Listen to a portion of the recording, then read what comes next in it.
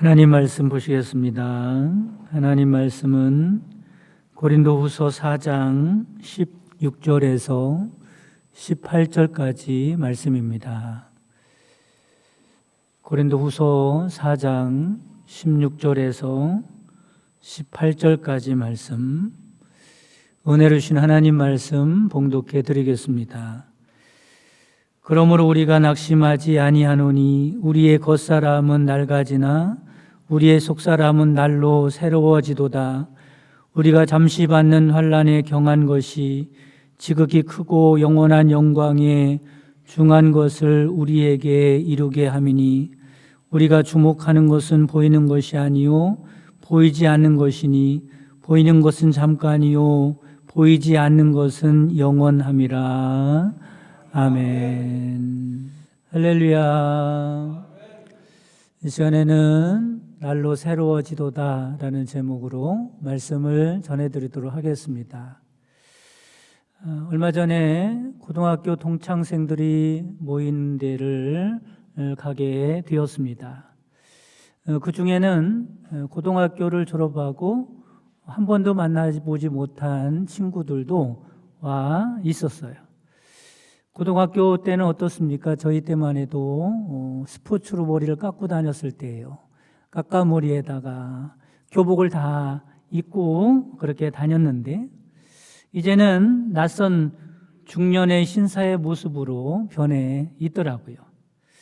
어렴풋하게 남아있는 친구들의 얼굴과 지금의 모습을 매치시켜가면서 서로 인사를 나눴습니다. 그런데 그중 한 친구가 저를 보고 이렇게 인사를 하는 거예요. 야, 네가 은식이냐? 그런데 왜 이렇게 늙었냐? 그렇게 말하는 겁니다. 반가워서 하는 소리지만 늙었다는 말을 들으니 기분이 좋겠어, 안 좋겠어요? 기분이 좋지 않은 겁니다. 저는 어디 가서도요, 늙었다는 얘기는 들어본 적이 없거든요. 물론 집에서는 나이가 제일 많기 때문에 집사람이요 놀리느냐고 노인이라고 말을 하지만 나가서 그런 소리는 듣지는 못했습니다. 자기야, 이제 흰머리도 좀 생겼고 머리속도 좀 호응해졌고 주름도 하나씩 늘어가고 있는 중이긴 합니다. 그런데 제가 보니까 이 친구는 더 늙은 거예요. 저한테 그렇게 말할 처지가 아니죠. 그래서 저도 그 친구에게 인사를 했습니다. 그러는 너는 왜 그렇게 늙었냐? 그러면서 서로 마주보고 웃었어요. 그래, 세월이 많이 흘렀지. 우리가 고등학교를 졸업한 지가 언제냐? 그럴만도 하지. 길에서 마주치면 아마 서로 몰라볼 거야. 그러면서 얘기를 이어갔습니다. 세월의 흐름을 온몸으로 느낄 수 있는 순간이었습니다. 여러분, 올해 새해를 맞이한 게 엊그제 같은데 벌써 몇 달이 지났어요? 10달이 훌쩍 지났습니다. 올해도 이제 2달밖에 남지 않았죠. 2달 후면 또 한 해가 지나가게 되고 모두가 나이를 먹게 됩니다. 이런 말이 있더라고요. 나이 먹는 것이 반가우면 아직 젊은 것이고, 나이 먹는 것이 반갑지 않으면 늙은 것이다, 이렇게 말합니다. 여러분은 어느 쪽이라고 생각합니까? 아마 아주 젊은 청년이 아니라면 거의 대부분의 사람들은 나이 먹는 게 달갑지가 않을 겁니다. 누구에게나 늙어간다는 것은 그리 유쾌한 일이 아니죠. 늙으면 육신이 쇠약해지고 많은 것들을 잃어버리기 때문에 그렇습니다. 하지만 믿음의 사람들은 영적인 관점으로 볼 때는 늙는다는 것이 꼭 불쾌한 일만은 아닙니다. 한편으로는 기쁜 일이기도 하죠. 무엇이 기쁜 일입니까? 점점 더 하나님께 가까이 간다는 기쁨입니다. 영원한 본향 천국에 다가가고 있다는 기쁨이죠. 얼마 전에 하나님의 품으로 떠난 빌리 그레함 목사님이 임종을 가까이 두고 생활하는 그 모습을 기사로 쓴 글을 본 적이 있습니다. 20세기의 대표적인 전도자로 온 세계인에게 칭송을 받았던 분인데 역시 늙은이 어떻습니까? 병들고 인생길이 얼마 남지 않은 시간이지요. 그는 지난 날을 회고하면서 말씀을 묵상하고 기도하면서 마지막 시간을 보내고 있었습니다. 그런데 그분이 이런 고백을 했다 그래요. 지금이 자신의 일생 가운데 가장 평안하고 행복한 시간이다. 이렇게 고백했다고 그럽니다. 평생을 복음 증거자로 정신없이 바쁘게만 살다가 아내와 함께 아내 곁에 있는 시간이 너무 행복한 거예요. 그리고 죽음이 가까워 옴에 따라 그동안 그리던 하나님의 임재 안으로 들어가는 그 느낌이 너무 행복했던 것입니다. 이런 빌리 그레엄 목사님의 모습을 보면서 늙어도 주님을 가까이 하면 말년에도 이렇게 아름다운 시간을 보낼 수 있구나라는 생각을 하게 되었습니다. 오늘 본문에도 그런 내용의 말씀이 기록되어 있습니다. 사도 바울은 말합니다. 육신은 나이가 들수록 쇠약해지고 볼품 없어질지 모르지만 우리의 영혼은 날마다 새로워진다고 고백합니다. 아무쪼록 오늘 말씀을 통해서 육신은 나이가 들어도 영혼이 더욱더 풍성해지고 아름다워지는 복이 있기를 주님의 이름으로 축원합니다. 첫째로 세월이 가면 겉사람은 낡아진다는 사실입니다. 16절 말씀에 그렇게 말씀하죠. 우리의 겉사람은 낡아지나 그럽니다. 인간은 육체와 영혼으로 나눠집니다. 오늘 본문에서는 육체를 겉사람이라고 말하고 영혼을 속사람이라고 말합니다. 육체는 태어나서 일정 기간 동안 성장하게 됐죠. 보통은 한 25년 정도 성장하게 된다 그럽니다. 그런데 그 이후는 어때요? 노화되죠. 아무리 건강한 사람이라고 할지라도 20대 후반이 되면 자기도 모르는 사이에 노화가 되기 시작하는 겁니다. 그래서 육체적인 상태에 민감한 운동선수들은 한 30세가 되면 30이 넘으면 벌써 체력이 떨어지고 실력이 떨어지는 거예요. 그래서 은퇴 소리를 듣게 됩니다. 이처럼 육체는 세월이 갈수록 쇠퇴하고 낡아지는 거죠. 특히 중년을 넘어가면 육체의 노화 현상은 확연하게 드러나게 됩니다. 어느 날 보면 머리카락이 많이 빠져 있고 휘어져 있습니다. 또 쉽게 피로를 느끼게 되지요. 신체의 기능이 예전과 같지 않음을 매일매일 느끼게 됩니다. 성경에도 보면 인간의 육체가 쇠퇴하는 모습에 대해서 곳곳에 나와 있습니다. 그 중에 노아의 모습을 가장 생생하게 묘사해 놓은 성경 구절이 있는데 전도서 12장 3절에서 5절 말씀입니다. 이 말씀에 이런 말씀이 있어요. 그런 날이 언제겠습니까? 육체가 노화가 되면, 그런 말입니다. 집을 지키는 자들이 떨 것이며, 집을 지키는 자들이 뭐겠어요? 손입니다. 손이 집을 지키잖아요. 뭔가 날라오면 손으로 밀어내기도 하고 또 보호하기도 하고 그렇습니다. 근데 집을 지키는 자들이 어때요? 떨 것이며, 손이 떨린다는 말에 손이 벌써 힘이 빠져서 약해진다는 겁니다. 힘 있는 자들이 구부러질 것이며, 힘 있는 자들이 뭐겠어요? 척추입니다. 척추가 벌써 구부러지고, 맷돌질하는 자들이 적음으로 그칠 것이며, 맷돌질하는 게 뭐겠어요? 우리의 이입니다. 이빨이 맷돌질을 맨날 하잖아요. 음식을 매일 씹지 않습니다. 그것이 하나 두 개 빠져서 이제 그것이 그칠 것이라고 말씀합니다. 창들로 내다보는 자가 어두워질 것이며, 창들이 뭐겠습니까? 눈입니다. 눈이 이제 어두워지고 침침해져서 내다보는 것이 이제 힘들다는 겁니다. 4절 말씀 보면 길거리 문들이 닫혀질 것이며 말씀합니다. 길거리 문들이 닫혀진다는 말은 청각을 말하죠. 귀가 이제 어두워져서 그게 하나 둘씩 문이 닫히기 시작하게 된다는 겁니다. 맷돌 소리가 적어질 것이며, 앞에 말씀드렸던 내용입니다.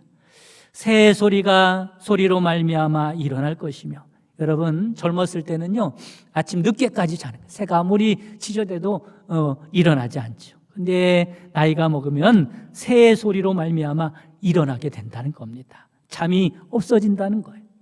음악하는 여자들은 다 쇠하여질 것이요. 음악을 뭘로 합니까? 목소리로 하지요. 목소리가 이제 달라질 것이라는 겁니다. 늙으면 목소리가 힘이 없어지고 약해질 것이라는 말을 하고 있는 거죠.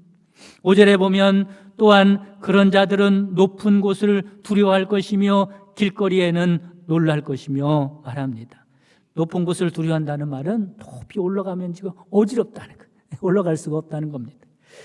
길에서는 놀랄 것이며, 여러분 길에 걸어가는 것도요, 길거리도 마음대로 거둥하기가 어렵게 된다는 거예요. 살구나무가 꽃이 필 것이며, 살구나무 꽃은요 조금 신기해요. 봉오리일 때는 분홍색을 띠가 있다가 활짝 피면 하얀색이 되잖아요. 그게 무슨 뜻이겠습니까? 머리가 하얗게 변할 것이며 그런 말이죠. 메뚜기도 짐이 될 것이며, 메뚜기 한 마리 짚기도 힘들다는 거예요. 메뚜기 한 마리 잡기도 어렵게 된다는 겁니다. 그 정도로 몸이 쇠약해진다는 말이죠. 그러다가 결국에는 어떻게 된다고 말씀합니까? 자기의 영원한 집으로 돌아가고 조문객들이 거리로 왕래하게 됨이니라 말씀합니다. 여러분, 사람은 이처럼 누구나 약해지게 되어 있습니다. 쇠약해지게 되어 있습니다. 진리의 말씀이죠. 이렇게 육체가 날개지기 때문에 살아있는 사람들은 자연히 외모나 건강에 신경을 쓰며 살아갑니다. 요즘은 100세 시대가 아닙니까? 100세를 살아도 건강하게 살아야죠. 노화 방지를 위해서 식품이나 약품이나 화장품 등의 인기가 많습니다. 많은 사람들이 늙지 않으려고 애를 씁니다. 그러나 아무리 그렇게 애를 써도 가는 세월을 막을 장사가 있어요, 없어요? 아무도 없는 겁니다. 성경은 육체를 부정적으로 말하거나 죄악시하지는 않습니다. 하나님의 창조물이 아닙니까? 얼마나 귀한 것입니까? 하나님의 선물입니다. 건강관리를 잘 하시기 바랍니다. 아름답게 관리를 하시기 바랍니다. 그러나 그것이 전부가 아니라는 사실을 꼭 기억해야 합니다. 보이는 육체가 전부라고 생각하면 세월이 흘러감에 따라, 늙어짐에 따라 실망할 겁니다. 절망할 겁니다. 낙심하게 될 겁니다. 너무 육체의 낡아짐에 마음을 빼앗기지 마시기 바랍니다.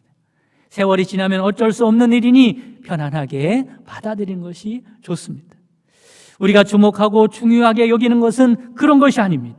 보이는 겉사람이 아닙니다. 18절 말씀에 보면 우리가 주목하는 것은 보이는 것이 아니요, 보이지 않는 것이니, 보이는 것은 잠깐이요 보이지 않는 것은 영원함이니라. 여러분, 우리가 정말로 중요하게 여기고 우리가 정말로 관심을 가지고 있는 것, 주목하는 것은 무엇입니까? 겉사람이 아니라 속사람인 줄 믿으시기를 바랍니다. 그래서 두 번째, 세월이 갈수록 속사람은 새로워질 수 있다라고 하는 겁니다. 인간의 참된 가치는 겉사람에 있는 것이 아닙니다. 인간의 참된 가치는 속사람, 영혼에 있다는 사실을 깨달으시기를 바랍니다. 앞서 말씀대로 육체도 귀합니다. 그럼에도 불구하고 성경은 분명히 육체보다 더 중요한 것에 대해서 말씀하시는데 그것은 우리의 영혼이라는 사실입니다. 하나님께서 인간을 창조하실 때도 다른 동물과는 다르게 창조하시고 귀하게 여기시고 우리를 사랑하셨어요. 여러분, 다른 짐승들과 다른 동물들과 다른 것이 뭐가 있겠습니까? 그것은 겉사람이 아니라 속사람을 하나님이 인간에게 특별히 창조하신 겁니다. 영적인 존재로 창조하신 것, 그것이 바로 인간의 귀한 이유입니다. 창세기 1장 26절 말씀에 보면 하나님이 이르시되 우리의 형상을 따라 우리의 모양대로 우리가 사람을 만들고 말씀합니다. 하나님이 하나님의 형상과 모양대로 우리를 만드셨다 그러는데 그건 겉사람을 말하는 게 아닙니다. 우리의 속사람을 말하는 거예요. 창세기 2장 7절에는 여호와 하나님이 땅의 흙으로 사람을 지으시고, 여기까지는 다른 짐승들과 다를 것이 없습니다. 그런데 뭐가 달라요? 생기를 그 코에 불어넣으시니 사람이 생명이 되니라. 여기에 인간의 가치가 있는 것이고 하나님께서 우리를 사랑하시는 이유라는 겁니다. 육체는 영혼을 담는 그릇에 불과합니다. 그릇보다 중요한 게 뭐예요? 내용물이 중요한 겁니다. 영혼이 중요한 거예요. 똑같은 그릇이라고 해도 내용물에 따라서 달라지는 겁니다. 밥을 담으면 밥그릇이 되는 것이고, 국을 담으면 국그릇이 되는 겁니다. 보물을 담으면 보물 상자가 되는 것이고, 쓰레기를 담으면 쓰레기 상자가 되는 거지. 우리의 가치가 어디 있다고요? 내 육체 안에 영혼이 담겨져 있기 때문에 귀한 것입니다. 그런데 감사한 것은 세월이 지날수록 우리 육체는 낡아지지만 우리의 속사람은 날로 새로워질 수 있음을 믿으시기를 바랍니다.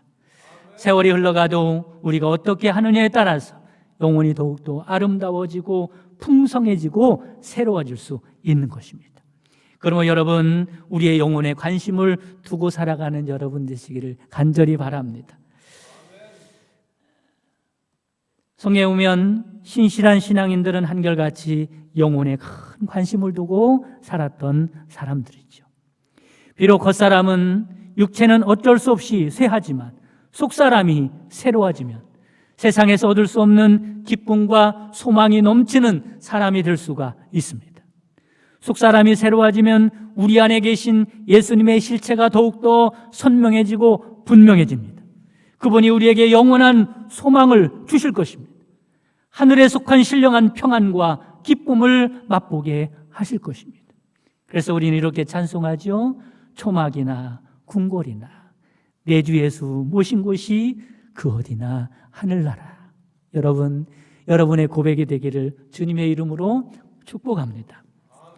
때로는 신앙생활하면서 어려움도 있고 환난도 만날 수 있습니다. 그러나 영혼이 새로워져서 하늘에 영원한 소망이 생기면 세상에서 만나는 모든 고난도 능히 이길 수 있습니다. 왜냐하면 천국의 영광은 세상의 고난과 좋기 비교할 수 없는 영광이기 때문에 그렇습니다. 그뿐입니까? 영혼이 새로워지면 육체도 젊어지고 예뻐지는 겁니다.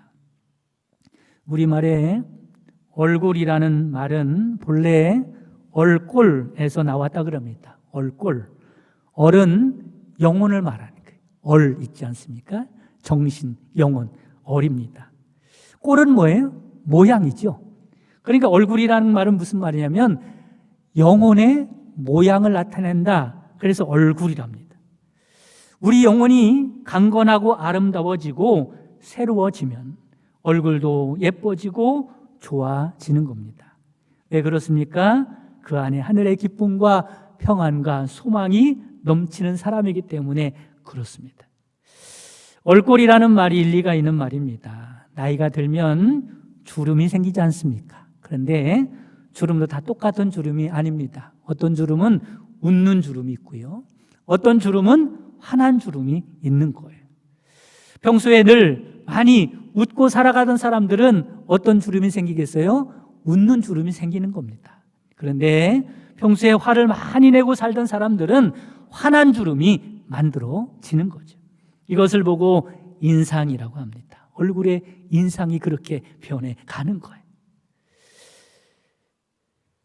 그렇기 때문에 영혼의 평안함이 있고 기쁨이 있으면 분명히 아름다운 인상의 얼굴이 되는 겁니다. 여러분, 건강 문제도 마찬가지입니다. 영혼이 새롭게 될 때 건강해지는 줄 믿으시기를 바랍니다. 잠언 17장 22절 말씀 보면 마음의 즐거움은 양약이라도 말씀합니다. 여러분, 마음의 즐거움 어디서 오죠? 우리 안에 있는 영혼의 기쁨, 영혼의 소망, 영혼의 평안함에서 오는 겁니다. 그 마음의 즐거움은 양약이라도 심령의 근심은 뼈로 마르게 하느니라. 요한 3서 1장 2절 말씀 보면 사랑하는 자여 내 영혼이 잘됨 같이, 영혼이 잘되면 그런 말이죠. 내가 범사에 잘되고 강건하기를 내가 간구하노라. 여러분, 영혼이 잘되면요 범사가 잘되고 강건하게 되는 줄 믿으시기를 바랍니다. 바라기는 겉사람은 낡아져도, 겉사람은 쇠약해져도 여러분 영적으로 날로 새로워져서 새 힘을 얻어서 그런 말 하지 않았으면 좋겠어요. 아이고, 내년에는 하나님의 일을 좀 못하겠다 그러면서요 나약한 사람 되지 않았으면 좋겠습니다. 여러분이 영혼이 더욱더 새로워지고 더욱더 힘을 얻어서 하나님께 더욱더 귀하게 쓰임 받으며 살아가는 여러분 되시기를 주님의 이름으로 축복합니다. 세 번째는 속사람을 새롭게 하는 방법입니다. 먼저는 마음의 문을 잘 통제해야 속사람이 새로워지는 것입니다. 우리의 마음속에 세상의 악한 것들이 침투해 들어옵니다. 그러므로 우리가 마음의 문을 잘 통제하는 것이 중요하죠. 여러분, 집에 앉아 있는데 외부에서 사람이 왔다고 생각을 해보세요. 그런데 그 사람이 누군지도 모르고 아무나 문을 열어주면요, 큰일 나는 겁니다. 벨이 울리면 신원을 확인하고 유익한 사람만 들여보내야 하죠. 마찬가지로 우리 마음속으로 아무 것이나 받아들여서는 안 됩니다. 좋은 것들만 골라서 받아들여야 하는 거예요. 하나님의 말씀을 받아들이고, 믿음의 말을 받아들이고, 사랑을 받아들이고, 미움과 질투와 의심과 교만과 불안과 불신앙 등 악하고 더러운 것들을 절대로 마음속으로 들여놔서는 안 된다는 겁니다. 그럴 때 우리의 속사람이 순결해지고 새롭게 되는 것입니다. 어떤 분은 그러죠. 죄의 유혹이 너무 강해서 그 죄의 유혹을 이길 수 없다고 말을 합니다. 그럼 맞는 말입니다. 죄의 유혹이 얼마나 강합니까? 우리는 때때로 죄 앞에서 무릎을 꿇을 때가 많습니다.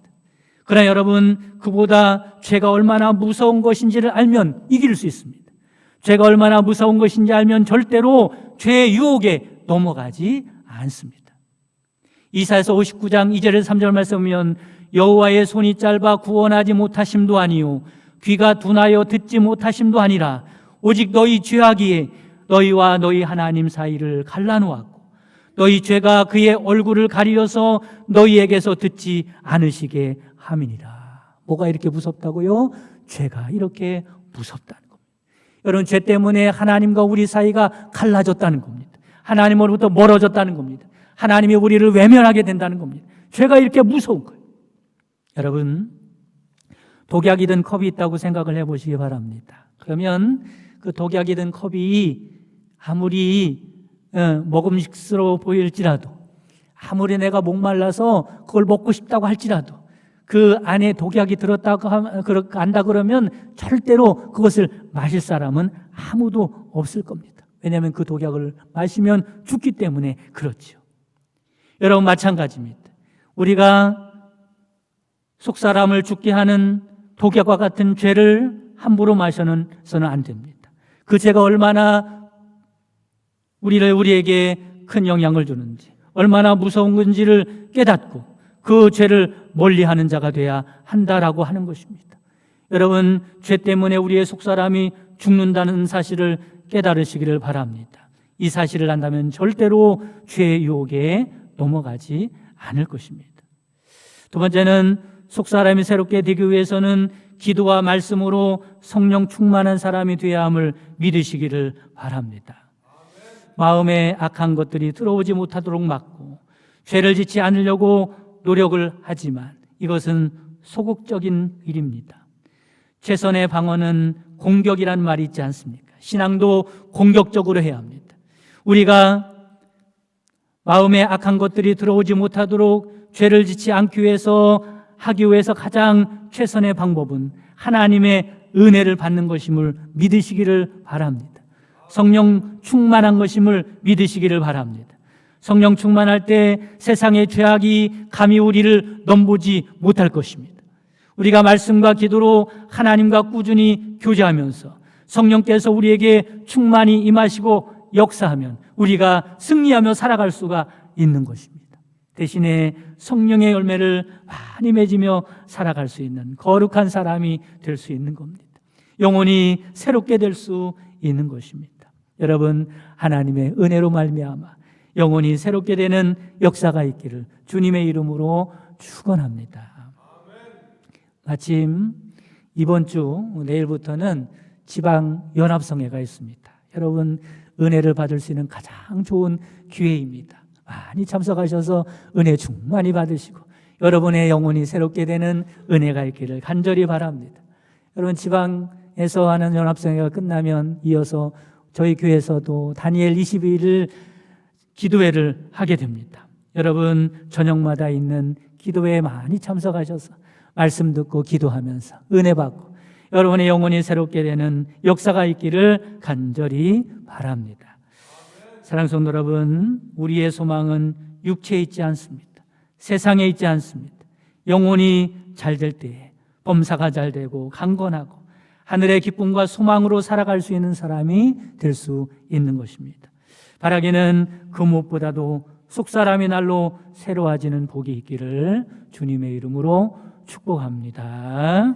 지금은 우리 주 예수 그리스도의 구속의 은총과 하나님의 크신 사랑하심과 성령님의 내주교통 충만 역사하심이 하나님의 은혜로 말미암아 속사람이 날로 새로워지기 원하는 모든 성도들 머리머리 위에와 그 가정과 사랑하는 자손들과 그 손으로 하는 모든 생업 위에 지금부터 영까지 함께 계시기를 주님의 이름으로 축원하옵나이다.